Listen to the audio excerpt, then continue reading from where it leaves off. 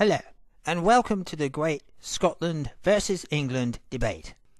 Now, I for one just want to say that I can't understand why there is just so much rivalry between Scotland and England, because we both live in very beautiful countries and they're very close to each other, and I don't understand the amount of bickering that goes on between these two regions.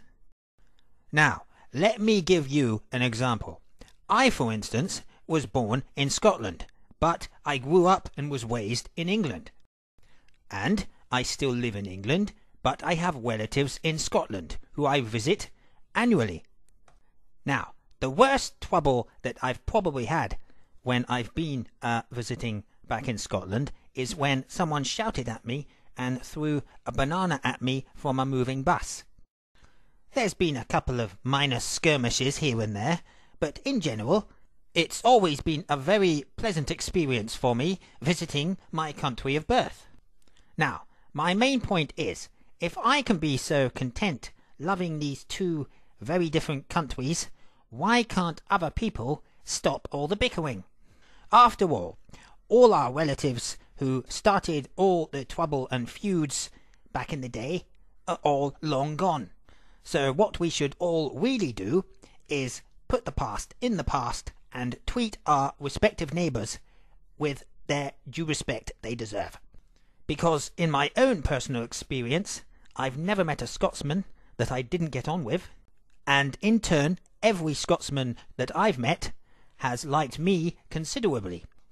And then on the other side of the coin, I've had my Scottish relatives down here to visit me in England, and everything has been just absolutely fine.